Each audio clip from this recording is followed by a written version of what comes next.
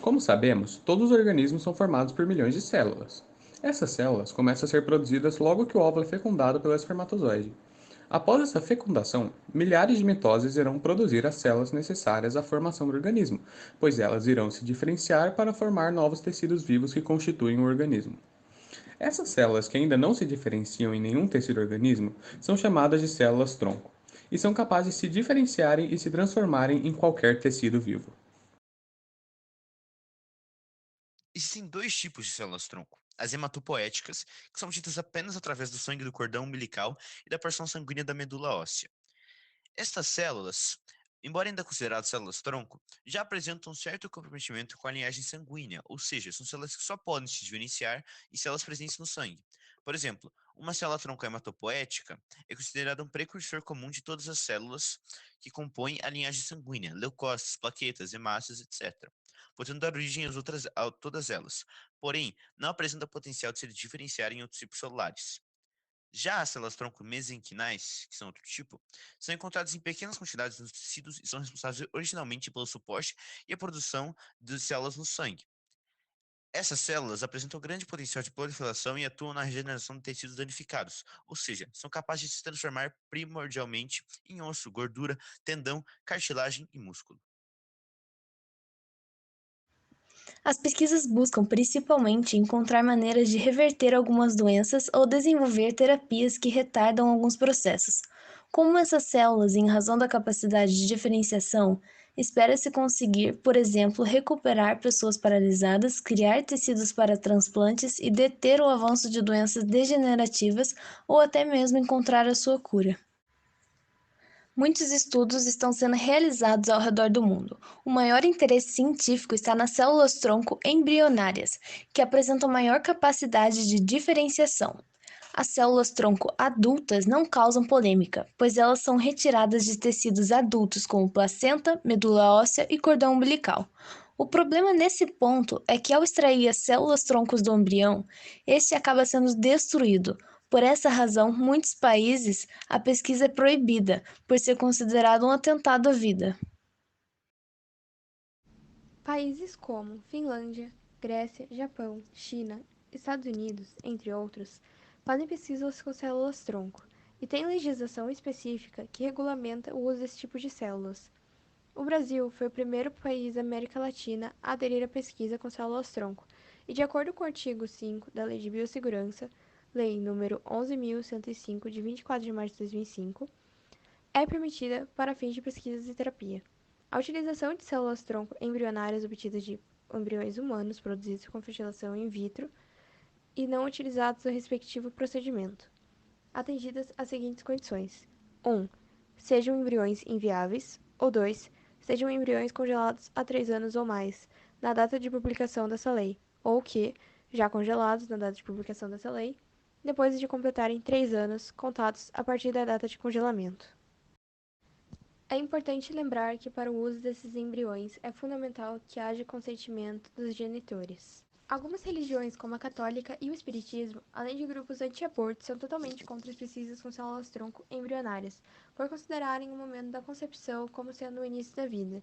Dessa forma, a destruição do embrião para a retirada de células-tronco é vista como um aborto, mas, em um ponto, há concordância entre as religiões, os grupos e os pesquisadores, pois, de acordo com a Lei de Biossegurança do Brasil, somente os embriões inviáveis, ou seja, que não poderão ser implantados no útero da mulher, podem ser utilizados.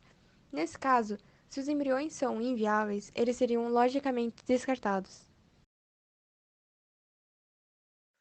Com base em um debate da CREMESP São Paulo, com a professora Lígia da Veiga Pereira e o pró-reitor de pesquisas da USP, Marco Antônio Zago, e mais algumas pesquisas e à parte podemos responder algumas das questões mais levantadas sobre o uso de células-tronco.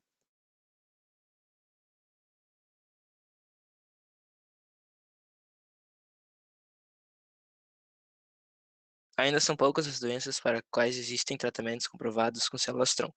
Doenças sanguíneas no sistema imunológico e a perda de funções da medula óssea podem, em alguns casos, ser tratados com eficiência por meio do transplante de células-tronco sanguíneas. Os médicos transferem células-tronco sanguíneas em transplantes de medula óssea há mais de 50 anos, e hoje se usa a técnica avançada para coletar células-tronco sanguíneas clinicamente. Para tecidos e órgãos como a pele e a córnea, as células-tronco contidas nestes tecidos contribuem para a regeneração a longo prazo.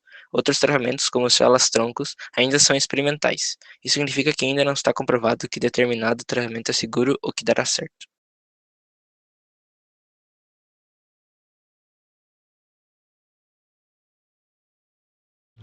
Para testar se uma nova intervenção funcionará no tratamento de uma doença ou lesão em particular, primeiro são feitos testes in vitro, em placas no laboratório, e depois, quando possível, em animais com doenças ou lesões semelhantes às nossas.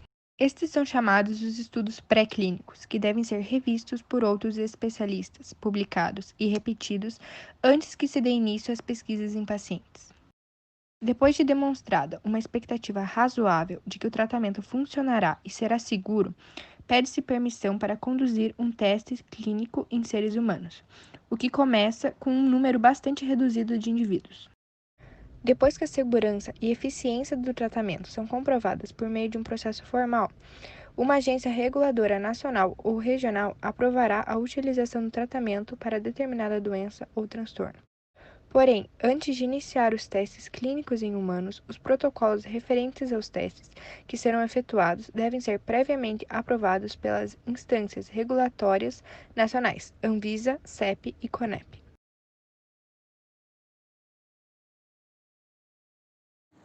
Para começar a existir trabalho sobre células no Brasil, se dependia muito da aprovação da Lei de Biossegurança. No seu auge, há uns 3 anos, as pessoas acreditavam que, uma vez aprovada a lei, no dia seguinte surgiriam resultados. Um enorme engano. Na época, fizeram um levantamento de quantos embriões disponíveis haviam no Brasil e contaram centenas, mas eles teriam utilização limitada. Serão muito raras as linhagens de células-tronco embrionárias desenvolvidas no Brasil. Muito pouco desses embriões de fato serão utilizados. A tecnologia envolvida é complicada. Os estudos serão restritos, especialmente agora que surgiu uma metodologia permitindo que uma célula adulta se transforme novamente em embrionária diferenciada. Em relação às células-tronco embrionárias, temos grandes desníveis, porque podemos começar a trabalhar apenas em 2005.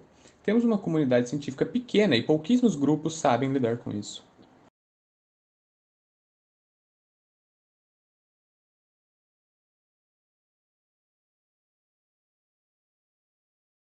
Em determinado momento, houve grande aposta mundial em células-troncos adultas de medula óssea para tratar várias doenças.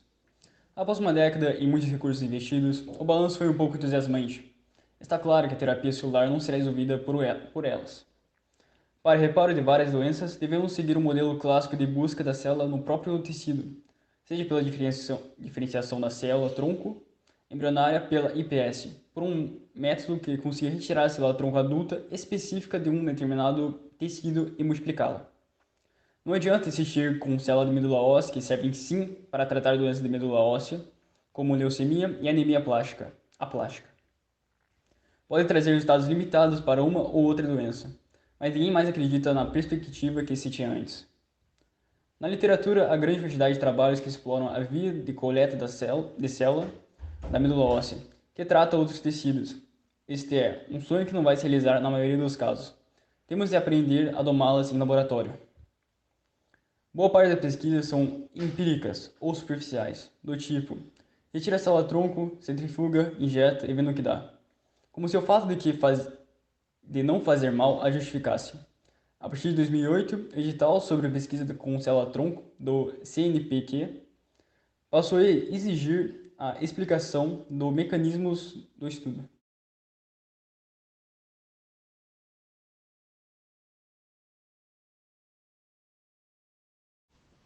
Em relação às células embrionárias, há a questão do embrião humano e seus direitos, que mobilizam o mundo inteiro e cada país resolve de acordo com sua legislação, cultura e história.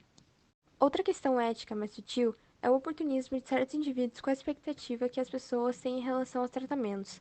Temos de fazer a distinção entre terapia celular e experimentos científicos com células-tronco. Muitas pesquisas não são finalmente úteis ou não levam a resultados positivos, mas são feitas em contexto científico e submetidas à apreciação de comissões de ética. Essa é a maneira como a ciência caminha. Chegar a resultados negativos não é depreciativo, mas ao lado disso surgem os charlatões, que se aproveitam de um determinado assunto que ganha as manchetes e começam a oferecer tratamentos sem nenhum fundamento, como diz Lígia nesse vídeo. O que são células-tronco? Essa coisa é um milagre mesmo, não é? Né? Todas essas questões que as células-tronco viraram um objeto de mídia muito forte. A gente ouve falar delas o tempo inteiro. O que dá a impressão de que elas já estão tratando várias doenças. Desde paralisia cerebral, a lesão de medula, infarto, até AIDS, as pessoas acham que as células-tronco já estão tratando. E isso gerou a criação de várias clínicas de pessoas que começam a vender tratamentos com células-tronco, tratamentos esses que não são comprovados, que a gente não tem nenhuma evidência científica de que eles funcionem. O livro, então, faz parte de um esforço internacional contra esse abuso do uso das células-tronco em terapias não comprovadas, que estão enganando o público. A mídia às vezes dá a entender que já há uma realidade terapêutica. Em alguns países, há deslizes éticos, até porque não existe uma regulamentação e legislação a respeito. O papel do cientista é muito importante na hora de comunicar. Temos de repetir de forma clara sobre as limitações porque as pessoas querem acreditar em um milagre. Os cientistas são entusiasmados com o que fazem e muitas vezes comunicam de maneira exuberante o resultado obtido, sem preocupações sobre como será lido pela sociedade, pois a imprensa dá destaque a fatos como sensacionais. Por isso, a Sociedade Internacional de Pesquisa em Células-tronco publicou um conjunto de regras éticas relacionadas a pesquisas.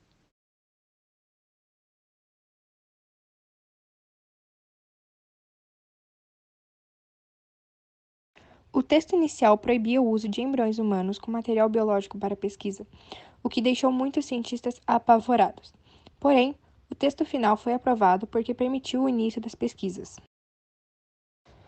Por má redação, a lei tem um detalhe que apenas permite o uso de embriões congelados até março de 2005.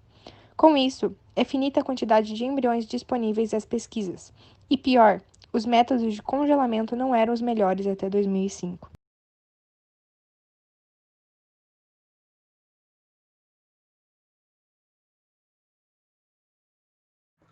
Os efeitos colaterais iniciais do transplante de células-tronco são semelhantes aos efeitos colaterais esperados da quimioterapia e da radioterapia, só que mais severos, como a diminuição das taxas sanguíneas, que aumenta o risco de infecções e sangramentos, ou até a doença enxerto hospedeiro. Isso pode ocorrer quando as células do doador reconhecem as células do receptor como estranhas e iniciam um ataque contra elas, afetando muitos tecidos do corpo. Embora o transplante de célula-tronco alogênico seja atualmente o único tratamento que pode curar alguns pacientes com síndrome mielodisplásica, nem todos os pacientes que recebem um transplante são curados. A chance de cura é maior para os pacientes jovens e se a doença não começou a se transformar em leucemia. Ainda assim, os médicos recomendam esperar até que a doença esteja em um estágio mais avançado antes de considerar o transplante. Existem dois tipos de transplante de células-tronco, alogênico e autólogo. No transplante autólogo, após a medula óssea ser destruída, o paciente recebe de volta suas próprias células-tronco. Esse tipo de transplante não é um tratamento padrão para os pacientes com síndrome mielodisplásica, porque a medula óssea contém células estaminais anormais. No transplante alogênico de células estaminais, o paciente recebe as células-tronco de um doador, que devem ser compatíveis com o tipo de células do paciente. O ideal é que o doador seja alguém da família do paciente, um irmão ou uma irmã. Um tipo especial do transplante alogênico, denominado transplante de células-tronco alogênicas não mieloablativo, pode ser uma opção para pacientes idosos. Esse tipo de transplante às vezes é chamado de um mini-transplante ou um mini-halo. Para esse tipo de transplante, as doses da quimioterapia ou radioterapia administradas são inferiores às utilizadas para um transplante alogênico padrão, o que torna esse tipo de transplante mais fácil para os pacientes tolerarem. Ainda assim, a possibilidade de efeitos colaterais graves permanece.